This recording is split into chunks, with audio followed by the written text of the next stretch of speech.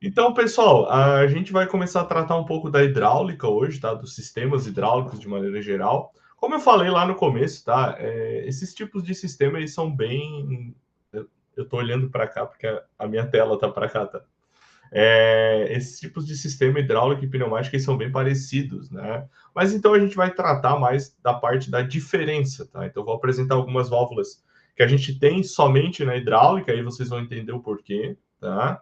E como é que é o princípio de funcionamento aí de um sistema hidráulico, né? Então como é que a gente vai fazer a aula de hoje, tá? Deixa eu só ver como é que eu organizei aqui. A gente vai falar um pouquinho primeiro do princípio de funcionamento da hidráulica, tá? Que é basicamente a gente tendo um fluido comprimindo esse fluido e essa compressão gera uma força, né? Então isso é esse princípio, né? Então a gente vai ver um experimento bem famoso, tá? Que existe, que é feito com esses princípios da hidráulica para a gente partir realmente bem do princípio, tá? E depois a gente vai falar um pouquinho sobre viscosidade dos fluidos e como isso altera, tá? Como é que altera a viscosidade aliás, o porquê de a viscosidade ser alterada e o que que gera com essa alteração, tá? E aí a gente vai para as válvulas específicas da hidráulica, tá? Aí como é que a gente vai fazer? Eu vou falar de uma válvula, vou mostrar para vocês, aí vou mostrar no simulador como é que funciona essa válvula. Hoje eu fui um pouco mais rápido, já trouxe isso pronto, né? Então os circuitos já estão montados. Eu vou mostrar no simulador e depois a gente vai ver um vídeo na prática, tá? Como é que funciona essa válvula na prática, ok? Então a gente vai fazer essas nuances aí. Então a gente vou falar da válvula para vocês, vou mostrar no simulador e vou mostrar um vídeo de como isso funciona na prática, tá bem? E aí, depois a gente vai fazer uma lista. Hoje não vamos fazer intervalo, vamos tocar direto. Por quê? Por conta de isso aqui. O primeiro questionário avaliativo já foi, né? Então agora nós estamos com o segundo questionário aberto, né? Então, ó, avaliação objetiva 2, tá? Então ela abriu hoje, né, dia 26 de novembro, se vocês abrirem aí o Moodle de vocês, vocês já vão ver. E ela fecha segunda-feira, dia 2 de dezembro. Então vocês têm aí praticamente uma semana para fazer, tá bem? Então eu trouxe uma lista de exercícios com algumas questões, não exatamente as questões que estão aqui dentro, tá? Mas bem parecidas para a gente fazer. É uma lista curta, tá? Porque uma das questões é avaliar um circuito. Então, demora um pouquinho mais, tá? Então, eu trouxe essa lista aí para a gente fazer na aula de hoje, para ajudar vocês aí também a tirarem uma boa nota na avaliação objetiva 2, tá? Mas, de maneira geral, vocês já foram bem na avaliação objetiva 1, né? Muito bem, na verdade. Então, eu já fico bem feliz aí que vocês são comprometidos, né? Vocês estudam, vocês fazem uma avaliação objetiva com calma, né? Eu vi o tempo ali que vocês levaram para fazer. Então, eu fico bem tranquilo também em trazer uma lista de exercícios para auxiliar vocês, tá bem? Pessoal, antes de a gente começar, alguém tem alguma pergunta? Ah, peraí, deixa eu mostrar um negócio antes aqui, peraí. Aqui. Peraí. Se alguém tiver alguma pergunta, já aproveita aí para perguntar. Aqui. Então, nós estamos agora aqui, né? Peraí. Opa. Aqui eu não consigo mexer. Aqui. No calendário, tá? Essa avaliação objetiva 2 estava marcada para a última semana. Só que o que acontece? Se eu deixar para a última semana, depois se a gente precisar reabrir ou algo do tipo, fica ruim, né? Então a gente está aqui na semana 4, né? Então essa quarta semana aqui. Daí a gente vai abrir essa semana, tá? Justamente por isso, tá? Eu não sou muito fã de deixar essas avaliações para a última semana, tá? Justamente por isso, se eu precisar dar uma mão para vocês ou algo do tipo, eu não consigo, tá? Então, vamos deixar para essa semana, tá? Nenhuma dúvida? Podemos começar então?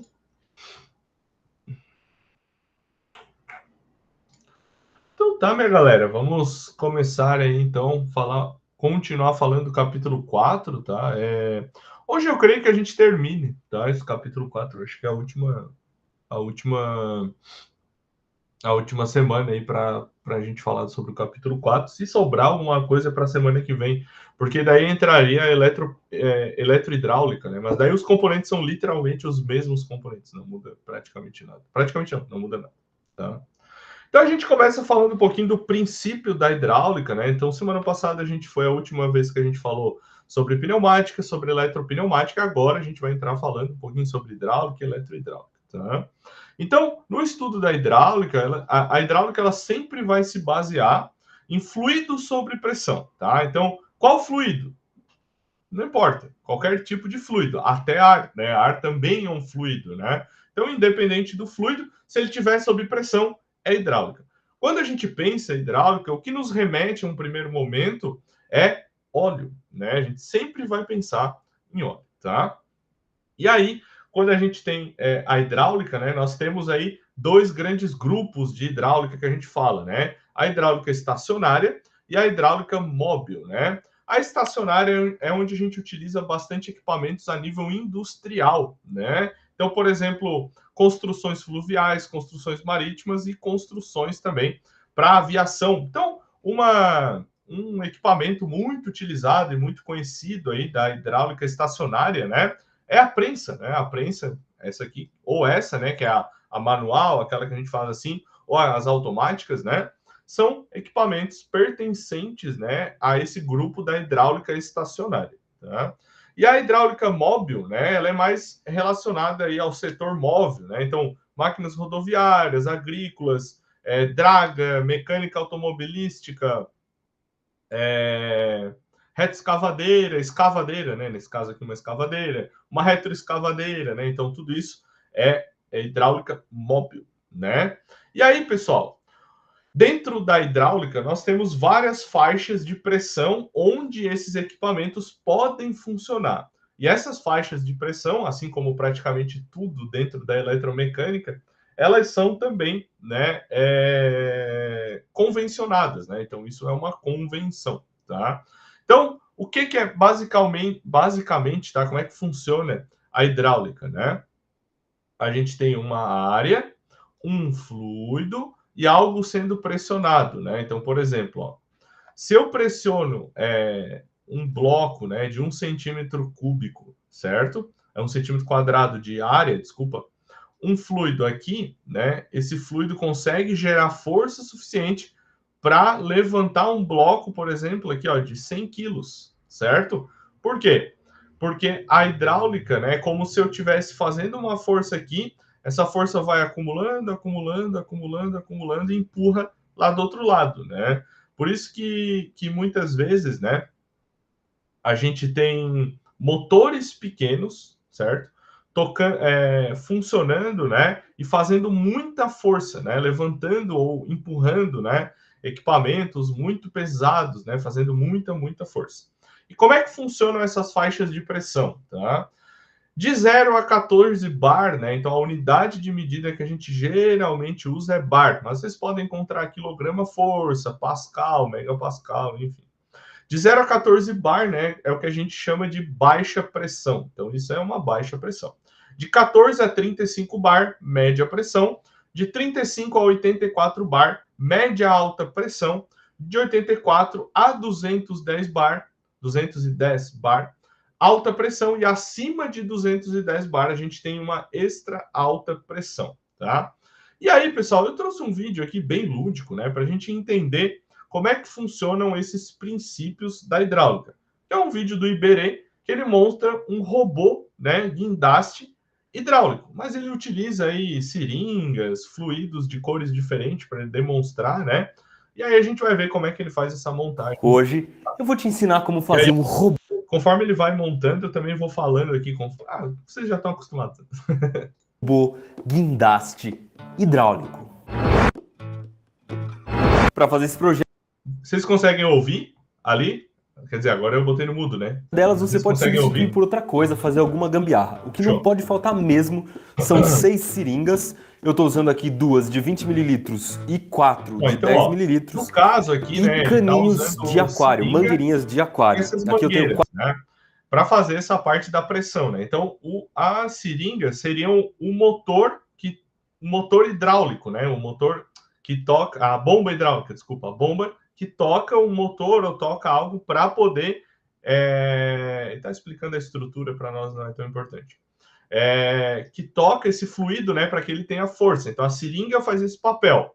E o tubinho ali faz o papel, né, das mangueiras hidráulicas que tem aí nos sistemas hidráulicos, tá? Aqui, usando uma dobradiça. Se você não tiver dobradiça, você pode colar aqui um pedaço de pano ou pregar um pedaço de borracha. Agora eu preciso juntar a pecinha de 12 centímetros na ponta dessa aqui de 15 centímetros e eu vou usar outra dobradiça.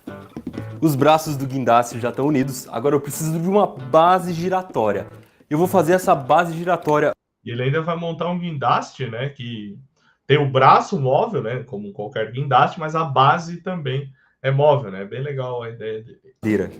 Depois eu vou fazer um furo na tampinha e parafusar o pé do guindaste nessa tampinha.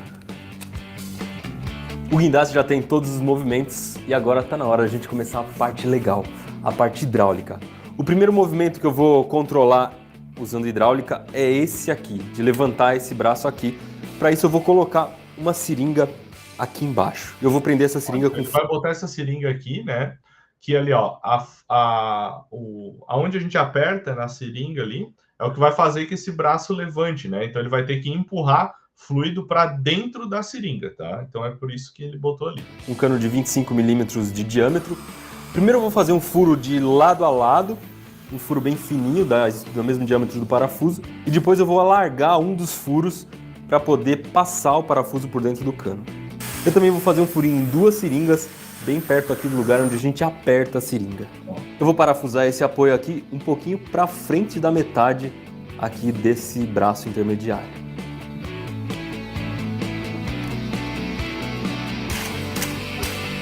Eu vou colocar a seringa no apoio e prender a seringa usando um pouco de cola quente. E agora, usando o furinho que eu fiz na seringa, eu vou prender o outro braço usando um parafuso. Essa segunda seringa é para mexer a outra ponta, né? Ó, essa ponta aqui, ó. Então ele vai fazer esse movimento aqui usando o fluido, né? Falta para o guindaste, esse da base. Para isso eu vou prender aquele suporte de seringa num pedacinho de madeira. Esse pedacinho de madeira tem que ser mais alto do que a tampinha da garrafa PET. E mais uma vez eu vou prender a seringa usando cola quente. Enquanto a cola seca, eu vou colocar esse parafuso. Esse é um entendimento de conceito de hidráulica bem clássico, tá, pessoal? Tipo, quando a gente aprende, tem muitas escolas onde a gente aprende essa parte hidráulica, né? Esses experimentos são realmente feitos, né? Eu, por exemplo, na faculdade fiz um experimento bem parecido com esse, tá? Em estudos de hidráulica aí. Depois de achar a posição certa da seringa, eu preciso fixar a madeirona de apoio. Usando um pitão, que é esse parafuso com uma argolinha na ponta, e um pedaço de arame, eu vou fazer o gancho que vai na ponta do guindaste. Então, ó, essas seringas que ele colocou até agora, elas têm a função de quem? Dos atuadores, né? Por quê? Porque essas seringas são as seringas que vão fazer movimentar, né? Por exemplo, ó, essa seringa aqui vai movimentar a ponta, essa aqui vai movimentar essa segunda parte aqui, e essa aqui vai movimentar essa parte de baixo.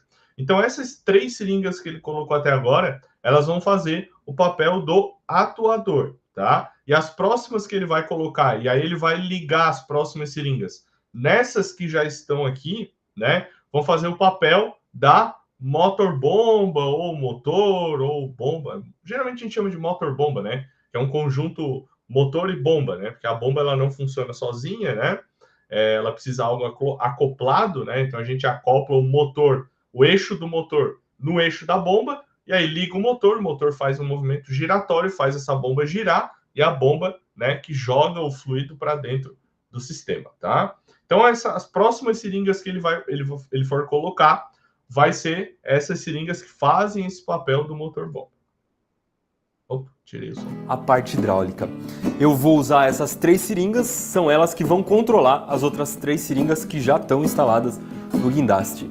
E para unir uma seringa a outra, eu vou usar o caninho de aquário, a mangueirinha de aquário. E aí a mangueirinha de aquário que ele está usando aqui é o que faz o papel das mangueiras hidráulicas aí que a gente já está acostumado, aquelas pretas com conexão, etc. Aquário. E eu tenho que encher a mangueirinha de aquário de água e cortar a mangueirinha a uma distância. Aí que tá. Por que ele vai encher de água? A água vai ser o fluido dele, né? Nas máquinas hidráulicas industriais a gente usa óleo, né? Por alguns motivos, tá? E aqui ele vai usar água. É suficiente do lugar onde eu vou instalar as seringas de controle. Para colocar água e fazer funcionar o sistema hidráulico, eu tenho que fechar todas as seringas que estão aqui no guindaste, depois encher o caninho de água e deixar essas seringas de controle abertas e cheias de água. E antes de ver o guindaste funcionando, eu vou só prender essas seringas controladoras aqui.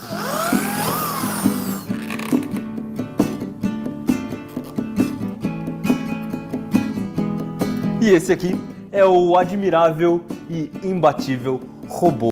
Então, ó, ele tem aqui, né, um robô guindaste, né, com esse princípio hidráulico, né? Então ele tem 3 seringas que funcionam como se fossem os atuadores e 3 seringas como se fossem os motor bombas, né? Geralmente, num sistema hidráulico, a gente tem um motor bomba só, que bombeia para todos os atuadores, né? Mas aqui ele precisa de um para cada um, porque o sistema não está interligado, né? O guindaste hidráulico.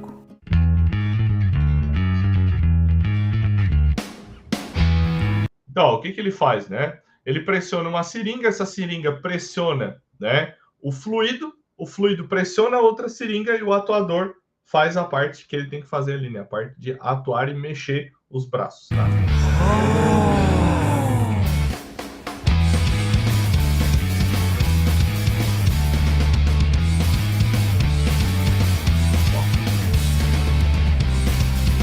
Então funciona literalmente como se fosse um atuador, né, hidráulico. Então esses são os princípios hidráulicos aí que a gente vai iniciar vendo aqui já algumas válvulas, alguma coisa, tá bem? Hoje. Então tá. E aí, pessoal, nos sistemas hidráulicos, né, industriais, os que a gente está acostumado a ver e conhecer, né, a gente utiliza, né, neles óleo à base de petróleo.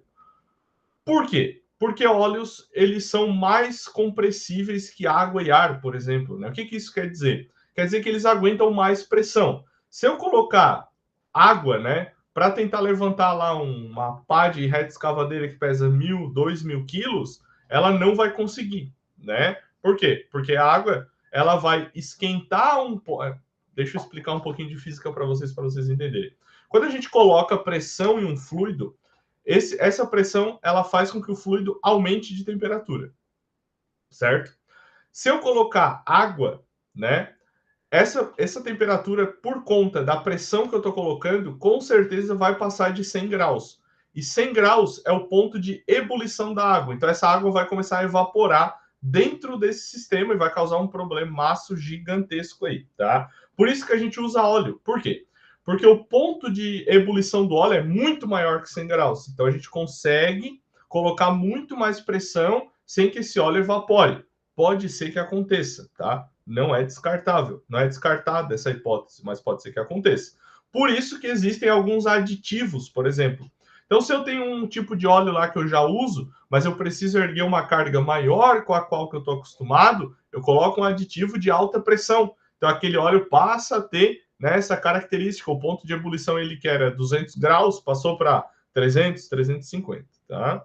E os óleos hidráulicos, desculpa, além desse objetivo que eles têm de transmitir essa energia da bomba para o atuador, né, eles ainda têm uma vantagem, né, que eles usam esse óleo também para lubrificar essas partes móveis. Então, ele tem esses dois papéis, né, tanto de levar a força da bomba para o atuador, quanto também de lubrificar essas partes móveis, né? E aí, pessoal, uma das características que a gente tem que levar em consideração na hora de escolher um óleo para o nosso sistema é a viscosidade. Então, a viscosidade é a capacidade que o óleo tem de escorrer, tá? E essa viscosidade, ela pode diminuir ou aumentar. Em função do quê? Em função dessa temperatura. Então, quando eu coloco a pressão, essa temperatura aumenta e a viscosidade do meu óleo diminui, tá? Então, eu vou mostrar para vocês um vídeo bem rapidinho, tá? De como funciona essa viscosidade. Quando a gente vai comprar óleo, geralmente a gente tem o W e um número, né, o W e um outro número do lado. Quanto menor, né, o primeiro número, menos viscoso, e quanto maior, mais viscoso, ok? Então a gente vai ver aqui os óleos escorrendo, né, para vocês verem. E aí a escolha do óleo, ela vai depender do que aquela máquina vai fazer. Ah, professor, preciso saber disso quando a gente for dar uma manutenção ou algo do tipo? Não, porque geralmente tem no manual da máquina, né? Qual tipo de óleo que é usado, mas para você saber como é que isso funciona, tá? Então, ó, aqui a gente tem óleo 0W30, que é praticamente uma água, tá? O 5W30, o 10W30, o 15W40, que é o mais utilizado, tá? E o 20W50, vocês vão ver a diferença.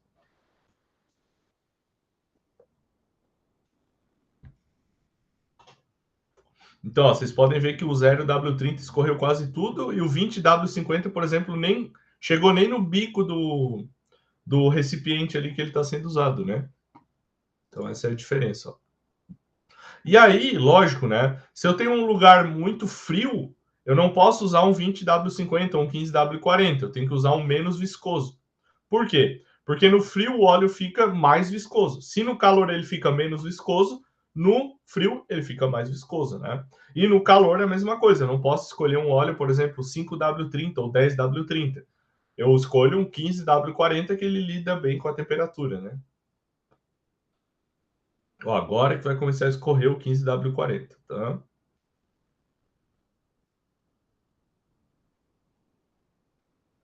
O 15W40 é o mais padrão, tá, pessoal? Mais padrão aí para carro, coisa assim.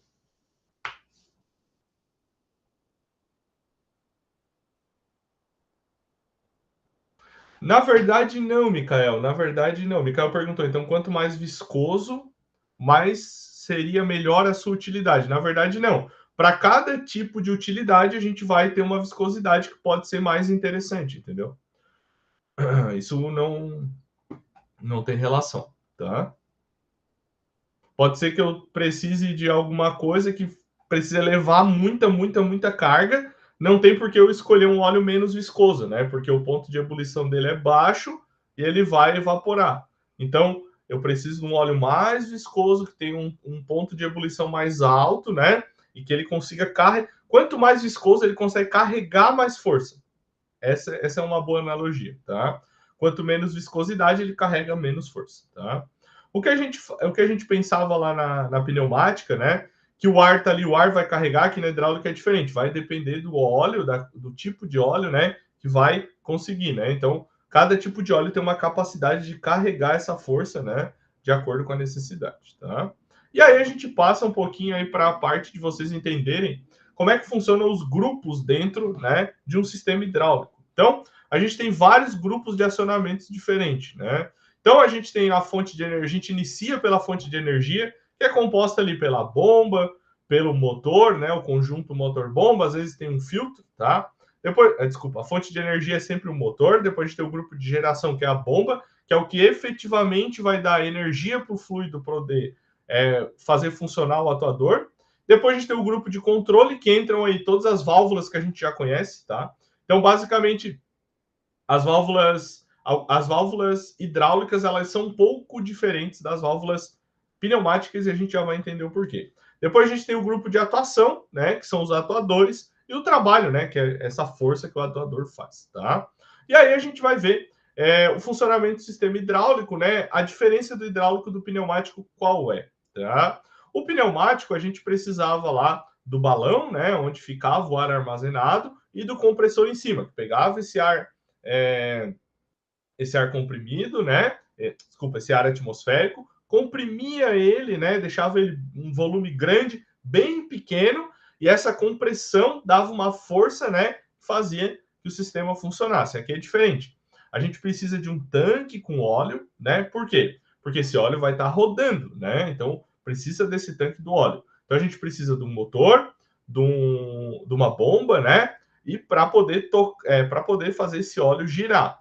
E a diferença, né, a grande diferença, e é por isso que as válvulas são diferentes, do hidráulico do pneumático para o hidráulico, é que no pneumático eu podia pegar esse ar que sai do meu sistema e jogar fora, né? Não ia ter problema nenhum.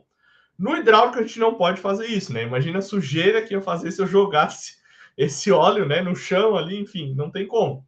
Então esse óleo ele tem que estar circulando no nosso sistema hidráulico e sempre voltando novamente para o tanque, né? Então isso é um sistema fechado, né? Então essa é a diferença. Esse óleo sempre vai voltar ali para o tanque, sempre vai voltar para o reservatório, tá? E aí aqui a gente já tem uma válvula que a gente... vou apresentar aqui essa primeira válvula, tá? Essa é uma válvula que a gente chama de centro fechado, né? Essa válvula aqui, ó. Por que ela é de centro fechado? Porque na posição de centro dela, ela não faz nenhuma conexão com o atuador, certo? Então ela é fechada aqui. E quando a gente liga lá o motobomba, né? O motobomba é representado por esse triângulo aqui, certo? E ele fica jogando, né? Ele fica girando esse óleo, né? Do motorbomba para o tanque, do tanque para o motorbomba, do motorbomba para o tanque, do tanque para o motorbomba, tá? Então fica girando esse motor. Por quê? Se eu não tiver óleo girando na minha bomba e no meu motor, vai queimar a bomba, tá? Porque daí a bomba começa a girar a seco e aí ela queima, tá? Então essa válvula aqui, a de centro fechado, opa, peraí, que é essa aqui, né? E a válvula de centro tandem, que a gente fala, que é essa aqui, tá? Elas servem para isso, tá? Onde é utilizada essa válvula, né? Locais onde a gente conhece, né? Elevadores automotivos, né? Por quê? Porque fica ali a bomba, o conjunto motor-bomba ligado e tal, e aí ele só utiliza, né? Quando é necessário, né? Quando bota um carro ali e precisa levantar, ok? Então deixa eu só abrir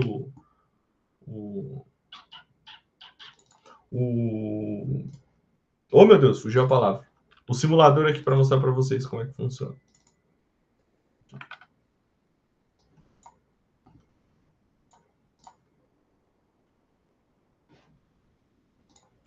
Deixa eu botar aqui, tirar aqui, punhar aqui, e aí vocês já vão entender.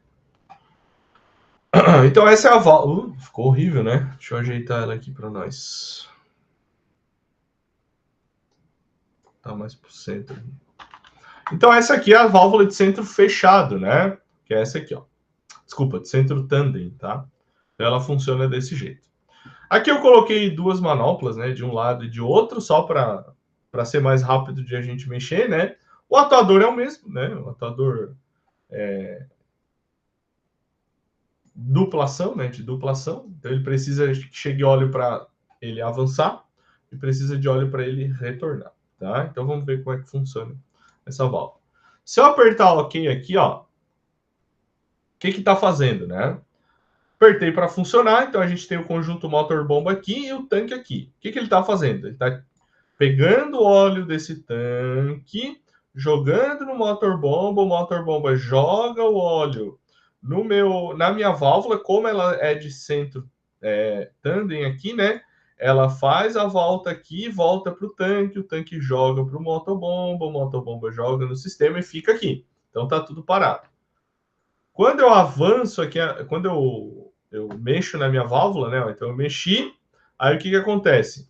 Ele joga esse óleo aqui, passa por aqui e faz o meu atuador avançar, certo? Agora eu quero que o atuador retorne. Então eu passo para cá, né? Aqui está fechado, né? Então ele continua jogando óleo, né? Do motor bomba pro tanque e vice-versa, né? E aqui, ó, vocês podem ver que o atuador ficou avançado. Por quê? Porque ficou óleo nessa linha, né? E está pressionando o atuador lá no final. Agora eu quero que volte, então eu aperto aqui. E aí ele faz o caminho contrário, né? Ele pega o óleo do tanque, joga aqui, né? Passa por aqui e faz com que o meu atuador retorne, tá? Agora a gente vai ver. Alguma dúvida aqui?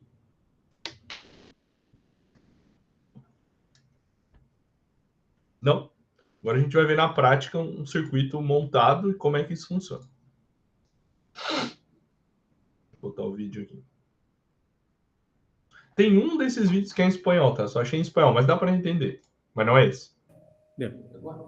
Então, pessoal, nós vamos fazer agora uma outra situação. Lembra que no vídeo anterior nós utilizamos uma válvula de 2 posições. Tá? Agora nós vamos mostrar para vocês a diferença com uma válvula de 3 posições. Por gentileza, Guilherme, foca aqui no desenho aqui, ó. Olha só, pessoal, o desenho. Estão vendo, ó? Tem 3 então aqui tem um monte de informação importante, tá? posições, ó. A posição do meio. Ó. Então ele tem a posição do meio, é igual aquela válvula que eu mostrei no simulador, né? Então ela leva, né, esse óleo, né, do tanque pro motobomba, faz girar ali, e é a mesma válvula, tá? Mas uma informação importante também aqui, ó.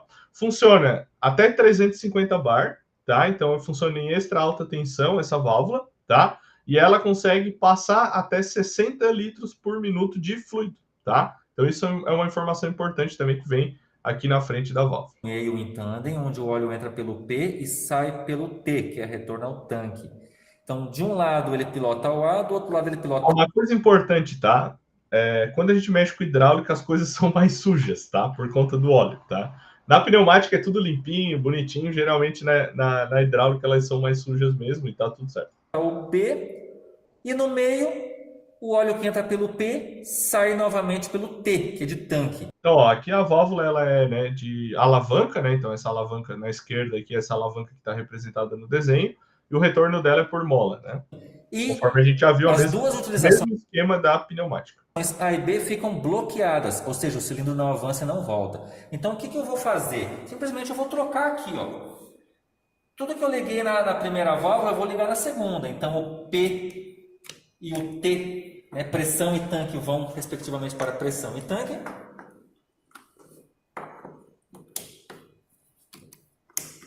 E a alimentação, né, do cilindro. Aqui eu vou inverter pelo seguinte, eu vou usar essa posição aqui para voltar e essa posição para avançar. Porque essa primeira válvula estava assim, a posição da esquerda estava cruzada e a posição da direita estava paralelo. Aqui é o contrário. Da direita está cruzada e da esquerda está paralelo. Ok, vou ligar a bomba lá. Então, ó, como aquela válvula, né, ela é de centro tandem, então ela vai fazer esse caminho, né, da bomba para o tanque, do tanque para a bomba, né? Então o tanque está aqui embaixo, ó, dá para ver, e o motor bomba está aqui em cima, né? Então ele vai ligar e não vai acontecer nada, porque ele vai ficar fazendo esse caminho ali pela válvula, tá? Ó, então ele ligou, dá para ouvir o barulho da bomba funcionando, tá? Liguei a válvula. Ligou, então não aconteceu nada. Por quê? Porque ele está jogando esse óleo do tanque para a bomba, da bomba para o tanque, né? Então a válvula está bem no centro. Agora vou acionar a válvula para avançar e para voltar. Avancei. Ele acionou a válvula ali pela alavanca, né? O atuador atua, né? Avança. Soltei, ele para. Aí ele soltou aqui a alavanca, né? Ele para. Por quê? Porque aí volta para o meio da válvula, né? E ele fica fazendo aquele circuito ali que eu falei. Agora ele vai botar a alavanca para o outro lado, né? E vai fazer com que esse cilindro retorne. É a posição do meio. Voltei. Avancei. Então essa válvula, né, de centro tandem, né, centro em tandem, né, ela serve para isso aí. Então é muito utilizado aí em elevacar, né, elevadores para cá. Tá? A segunda válvula é a válvula de centro aberto negativo, tá? O que isso quer dizer? Quer dizer que as vias A e B, que é essas duas aqui que tem do lado, tá? Elas ficam, né, interligadas com a via que vai pro tanque. Então, qual é a vantagem do uso dessa válvula aqui?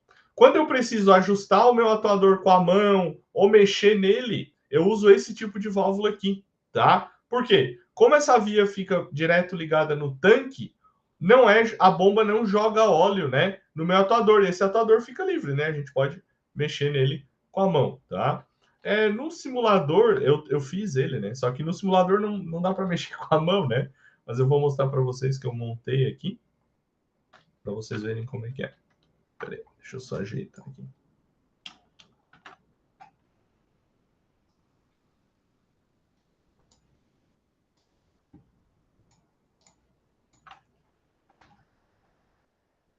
Ó, então aqui tem essa válvula de centro aberto negativo, né? Ó, então ela funciona desse jeito aí, tá? Então vamos fazer ela funcionar. Ó, então a bomba, né, fica pegando óleo do tanque, né, e fica jogando aqui, só que esse óleo não retorna, né, não vai para lugar nenhum, ele fica aqui. Se a gente colocar um medidor de pressão aqui, certamente essa pressão vai ser super alta, né, porque está bloqueando essa passagem de óleo, tá bom? E aí, se eu botar... E aí, teoricamente, esse atuador, né, a gente consegue mexer com a mão. Aí, quando eu mexo aqui nele, né, o atuador vai para frente, né, acontece a mesma coisa que no anterior, né? Se eu boto para o outro lado, ele retorna, tá? Então, ela serve para isso, né? Quando a gente precisa fazer algum trabalho, alguma coisa na empresa, que esse atuador, a gente precisa que esse atuador fique livre, a gente usa esse tipo de válvula aqui, tá bem? Deixa eu voltar aqui para a gente ver como é que isso funciona na prática, tá?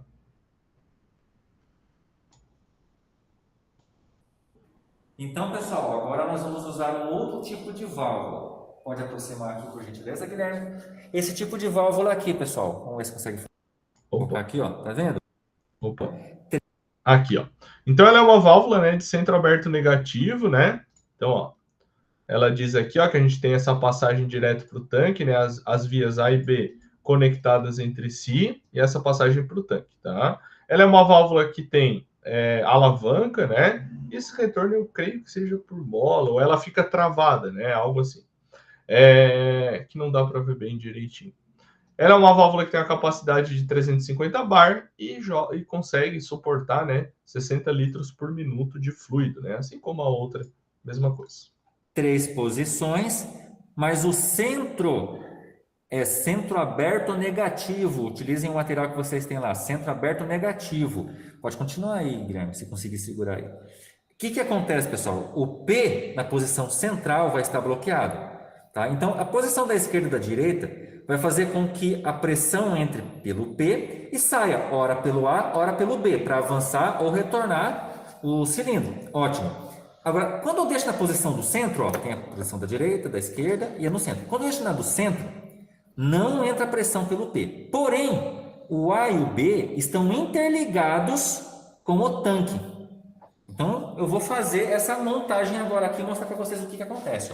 Eu vou ligar aqui o T no T,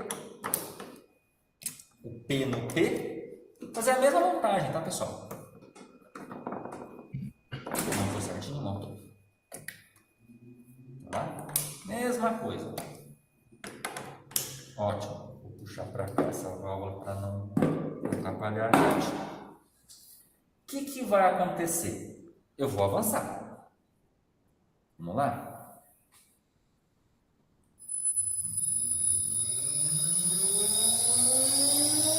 Vou avançar o cilindro.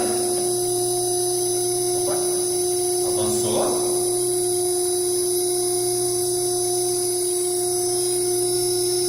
Retornou. Beleza. Avançou. Aí eu vou parar no meio. Parada intermediária. O que acontece? Está vindo óleo da bomba. Está parando no P, porque o P era bloqueado, lembra? E o que está acontecendo na posição do meio? O A e o B, que são a utilização do cilindro, está interligado com o tanque. Então, se eu quiser, eu posso movimentar o pistão, empurrar o óleo dele para o tanque. Quer ver? Ó? Eu vou supor que tem uma carga contrária ao cilindro. Vamos ver se eu tenho força para empurrar aqui. Eu vou conseguir voltar o êmbolo para trás. Tá vendo? O óleo está indo para o tanque. Então, essa é a vantagem de a gente utilizar esse centro aberto negativo, né? Alguns trabalhos, né? Alguns casos necessitam desse retorno, né? Então, a gente utiliza esse tipo de válvula aqui. Viu só? Isso acontece, pessoal. Isso acontece em situações que somente o cilindro pode avançar ou descer utilizando pressão. Quando a posição estiver no meio, se o cilindro tiver uma carga contrária, esse pistão pode se movimentar. Por exemplo, um elevador levantando uma carga. Se eu deixar na posição no meio, ele desce sozinho. Ele só vai subir se eu mandar pressão. Eu tiro a pressão, ele desce por efeito do próprio peso. Não precisaria nem a pressão de óleo retornar o êmbolo. Ele desce. Então, essa é a válvula de centro aberto negativo. Outra válvula que é bastante utilizada, e aqui, lá na pneumática também tinha, só que na hidráulica é mais utilizada. É a válvula de controle de vazão ou válvula estranguladora, que a gente chama aqui. Essa é uma válvula que, assim como lá na pneumática, a gente usa para alterar a velocidade com que o atuador avança ou retorna, tá? Qual é o problema dessa válvula aqui? Alguém sabe me dizer qual é o problema de eu usar uma válvula dessa aqui para controlar o avanço ou o retorno do meu cilindro? O que vocês acham que é um problema? Não, não é a mola. Não é. Não é. É um problema relacionado ao fluido, tá? O que vocês acham?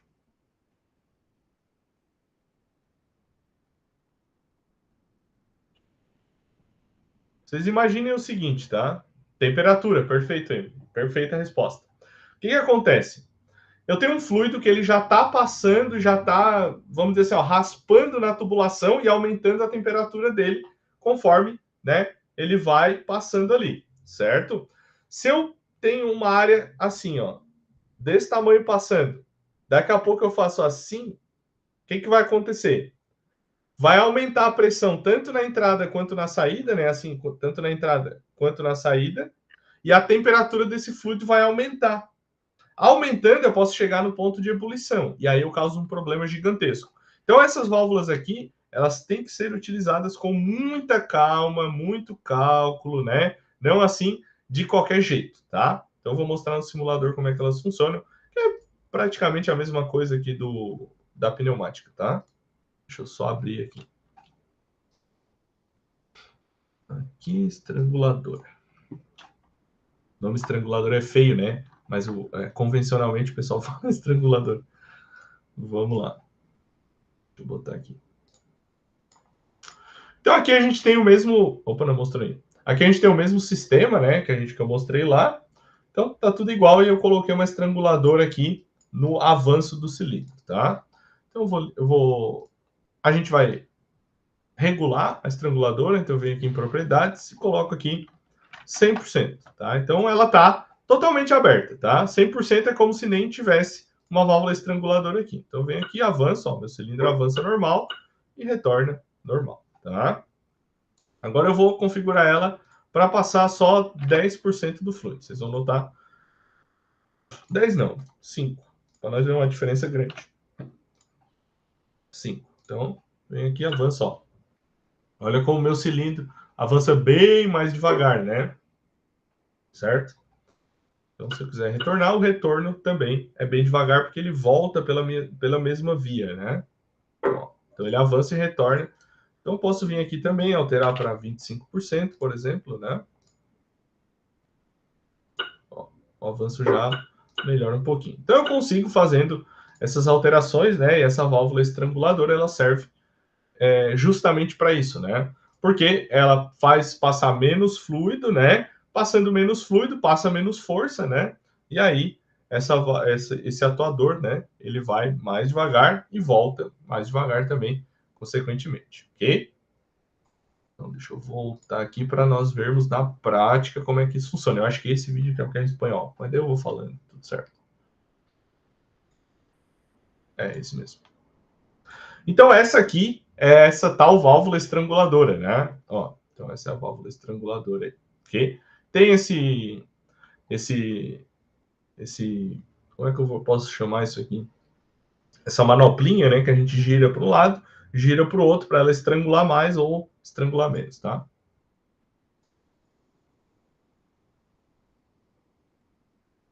Então, ó, eles montaram um sistema aqui com uma válvula dessa e aí a gente vai ver. Primeiro conectamos a válvula de alívio regulada com o manômetro a uma pressão de 40 Ó, então aqui eles têm um manômetro, né, para medir a pressão do sistema. bar. Tá a 40 bar, tá? Então esse é o manômetro que vai fazer essa medição para a gente. Luego temos conectado o fluido que se vai ao múltiplo. Então está conectado o fluido também, né? O óleo está conectado. Temos a válvula estranguladora de caudal. A válvula estranguladora está aqui, ó. A manoplinha dela está aqui, ó. Então ela está aqui, a válvula estranguladora. Aqui é a válvula direcional, né? E aqui é a estranguladora, certo? Vamos lá. E o check. donde el check está conectado también a otro manómetro, donde nos da una presión también de 40 bar. Aqui a gente tem outro manômetro também para medir em posições, momentos diferentes do sistema. Luego Tem outro tenemos el manômetro fluido, aqui também. se va a la válvula de presión. Y acá podemos regular la presión como nos indica de 10 bar hasta 50 bar, aumentando de 5 en 5. Acá podemos observar que aumentando la presión no afecta a la presión 1. Solo la presión de acá se mantiene constante. Solo varía, disminuye un poco a check, que impide el caudal. Que el caudal va a ir reduciendo. Luego que solo se puede regular hasta 40, ya no hasta 45 ni 50, debido a que la válvula de alivio está regulada solamente hasta 40. Y el Então, conforme ele vai mexendo ali, a una presión de 40 y el resto se va hacia el tanque. En este segundo circuito tenemos conectada la válvula reguladora de caudal, donde ya la tenemos regulada a 2 litros por minuto. Luego então ele regulou aqui a válvula estranguladora a 2 litros por minuto. Tá? tenemos conectado a la válvula la válvula de presión, donde podemos observar que ya lo regulamos la presión a 10 bar y la presión 1 la tenemos regulada E aí a pressão aqui já aumentou, que era 40, acho que aqui já é 50 bar, tá? a 40 bar ya con la válvula de alivio. Luego podemos ir regulando la presión de 5 en 5 hasta 50, donde podemos observar Então ele vai regulando ali até chegar a 50. Então ele consegue controlar essa vazão, né? Utilizando essa válvula estranguladora. E esse manômetro tá aqui é muito importante para que a gente não ultrapasse a pressão, né? A pressão que o sistema pode suportar. Então é isso que a gente vai movimentando aqui, tá bem? Aí, pessoal, a gente chega num momento, né, que a gente viu semana passada na eletropneumática, né? Que era a questão de a gente ter 2 cilindros movimentando, primeiro um e depois o outro, né? Eu falei que na pneumática de maneira sem a parte elétrica, né? É muito difícil a gente fazer, para não dizer impossível. Mas na hidráulica a gente tem conjuntos de válvulas que a gente consegue fazer isso, tá? Então é uma válvula, né? Que é esta válvula aqui. Peraí, deixa eu botar aqui. Esse carinha aqui, tá? Que é uma válvula de sequência. O que ela faz? Ela bloqueia o fluxo de um lado até que o atuador, um dos atuadores, termine de avançar. E aí ela libera o fluxo. Mas eu acho que é melhor explicar para vocês mostrando. Deixa eu pegar no simulador aqui, peraí. Eu até tinha falado para vocês que eu não tinha um simulador de hidráulica, mas eu consegui. Dei um jeito. Então, vamos lá. Então, ó, a gente tem montado o circuito aqui, né? Então, essa é a válvula, ó, de sequência, né? Ela tem um retorno por mola. E o que acontece, ó? Deixa eu ligar aqui. Nossa. Então, ela tem uma válvula Thunder, né? Então, ela fica passando óleo aqui. Quando eu avanço ela, ó, o que ela faz, tá? Ela joga óleo na linha, joga para cá, então, joga para cá, né? Pressiona esse atuador para cá. Então, ele não vai avançar. Vai avançar esse para cá. Ok? Tudo certo.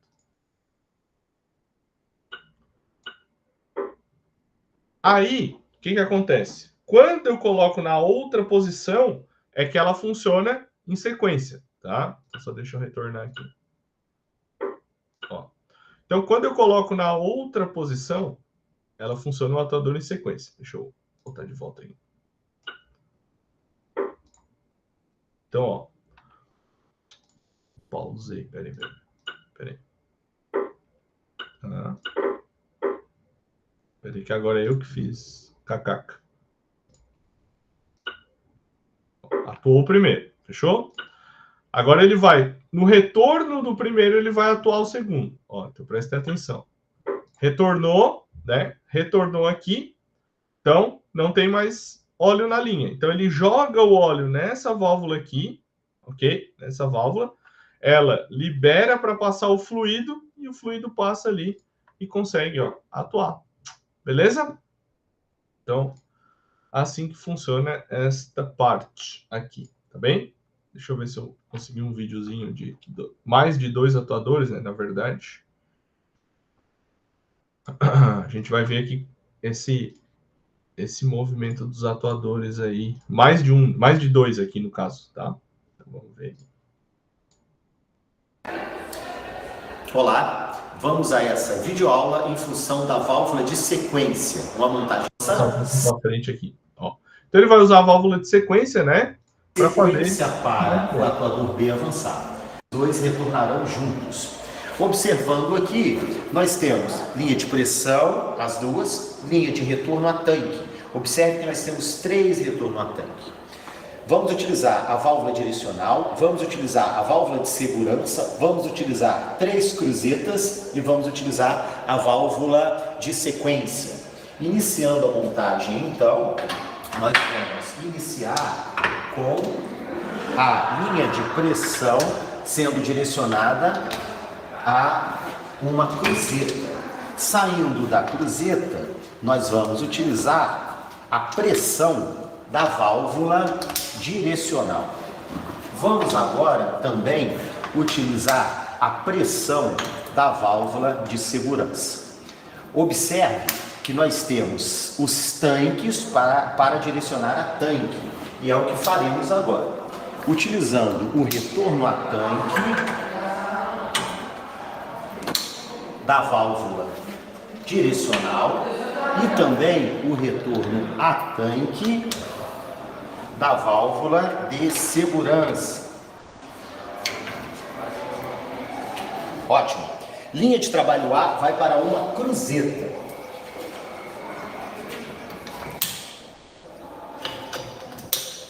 A cruzeta vai permitir o avanço de um atuador, que vamos chamar de A, e também ela vai ser direcionada à válvula de sequência. Lembrando que nós temos uma montagem no P, pressão.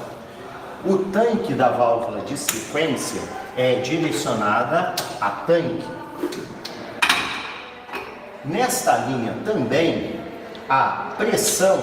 Vocês podem ver que não é nada muito simples, né? Bem complexa a montagem, tá? Bastante mangueira para lá, mangueira para cá. Né, que vai sair da válvula linha A, vai para a parte traseira do segundo atuador. Vamos agora para a linha B, que vai ser direcionada a uma outra cruzeta. Desta cruzeta será direcionada os retornos dos atuadores. Lembrando que na posição paralela vai haver uma sequência de operações. Na posição cruzada não haverá sequência de operações. Iniciando agora a ligação do equipamento, vai permitir avanço 1, avanço A, avanço B, sequenciado e retorno juntos. Está retornando. A aplicação da sequência. Então, a forma como a gente monta esses circuitos, né, é a forma como é que eles vão funcionar. E aí, obviamente, vai da gente saber fazer, não, né? De a gente montar esses circuitos, né? Porque, obviamente, a gente sabe fazer, tanto eu quanto vocês, né? De a gente montar esses circuitos e fazer isso funcionar. Tá bem? Alguma dúvida, pessoal?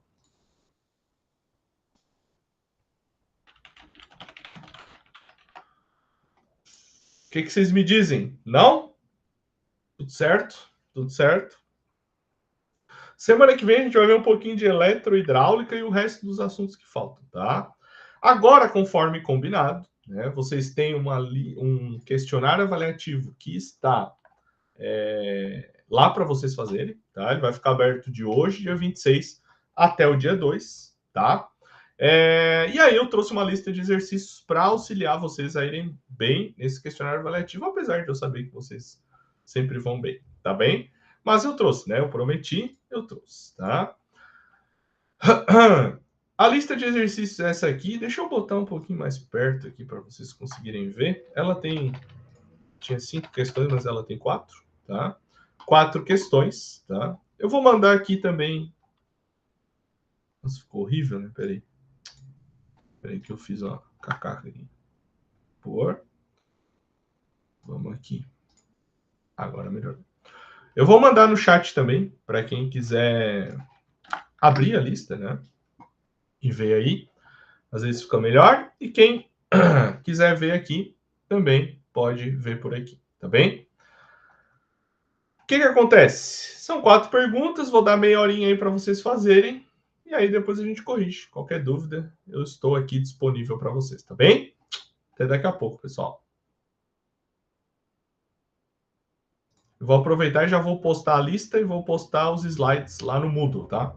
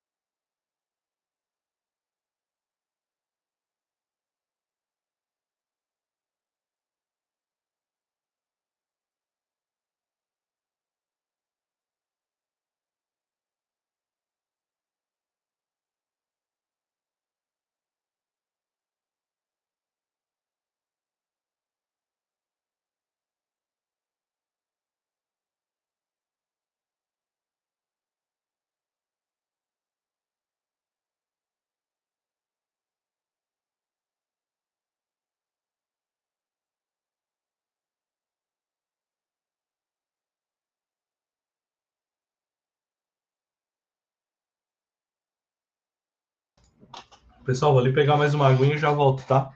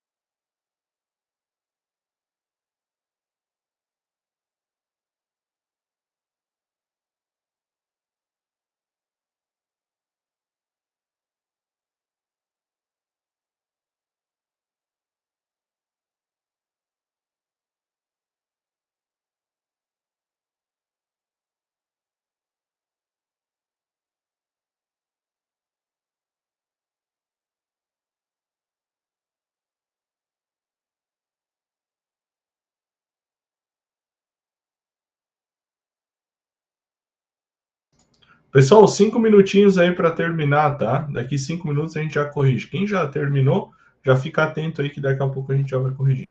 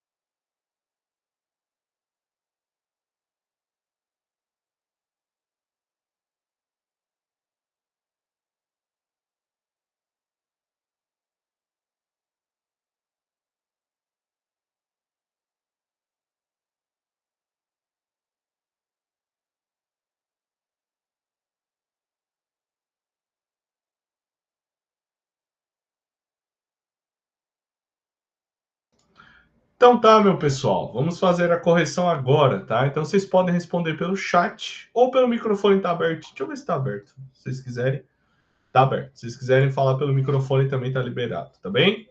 Pergunta número 1. O que é uma válvula solenoide? O que vocês colocaram aí?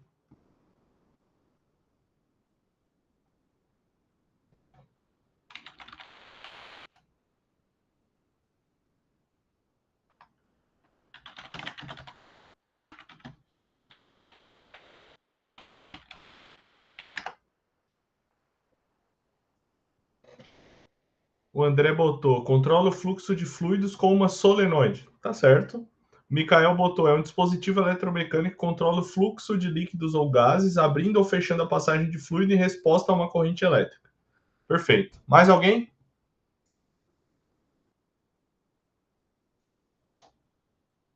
Maurício botou, é uma válvula acionada tanto na ida, tanto na volta por sinal elétrico. Tá certo.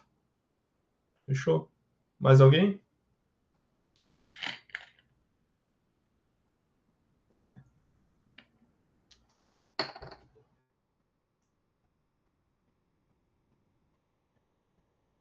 É isso? Então tá. Pergunta número 2. Qual a diferença entre o uso de pneumática e o uso de hidráulica? O que vocês colocaram?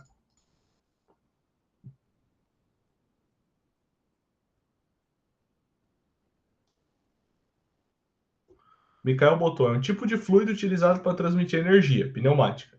Utiliza um gás compressível como ar ou nitrogênio para gerar forças rotacionais. Hidráulica, utiliza um fluido líquido relativamente incompressível como óleo ou água para gerar forças lineares. Perfeito. Só ali na primeira parte, Mikael, é que ambos utilizam fluido para transmitir energia, tá? Ambos, não só um. A Emily botou, a automação hidráulica é mais adequada para aplicações que requerem alta força e precisão, e a pneumática é mais adequada para aplicações que requerem velocidade e movimento rápido. Fechou? Tá certo também.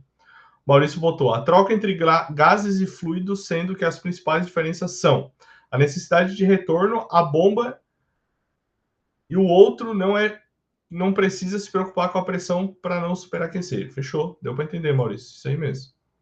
Mais alguém?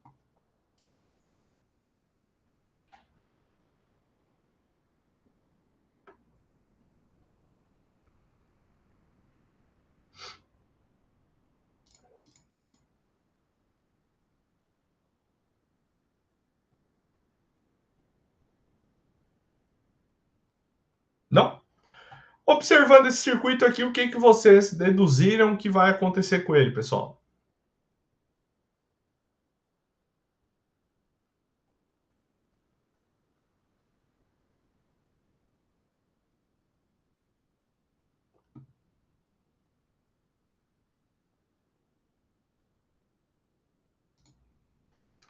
A Emily botou, o circuito controla o movimento de um cilindro pneumático de dupla ação.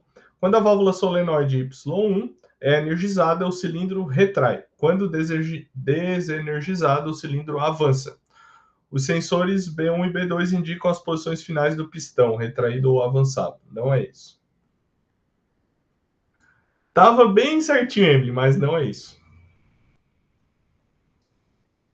Maurício botou, ao apertar B1 ou B2, acionará a solenoide, fazendo a válvula avançar e para o retorno igualmente. Quase isso, Maurício. O funcionamento está certo, mas os termos que tu usou estão errados. Mais alguém?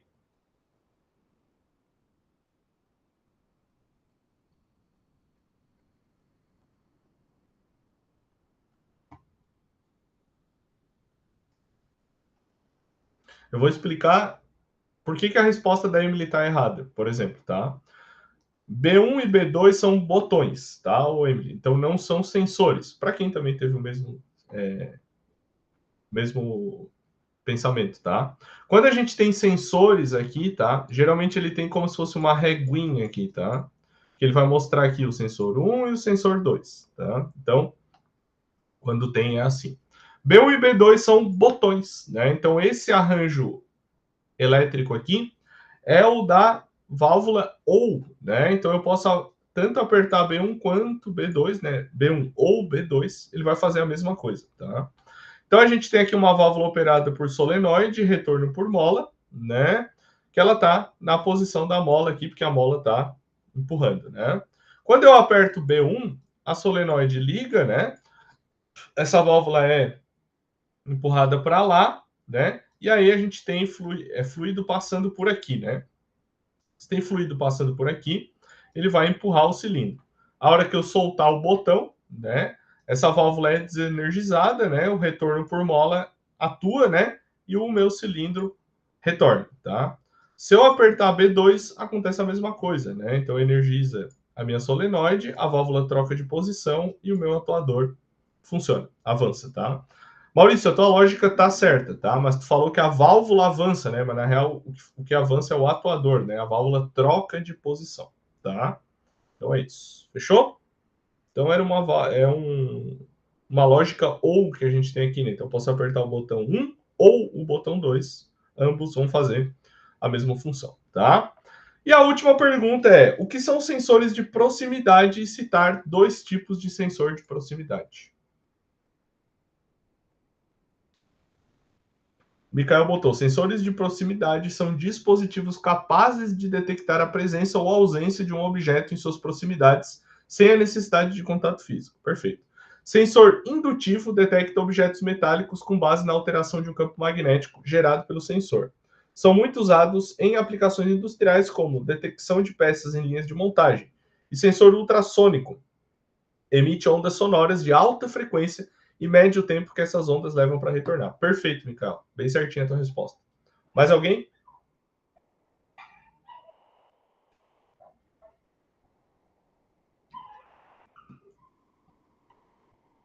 Maurício botou: são sensores que detectam quando algo está próximo. 2 bons exemplos são os de porta automática de supermercado. Funciona por infravermelho, perfeito. E também tem os indutivos que apenas detectam materiais metálicos. Show de bola. Mais alguém?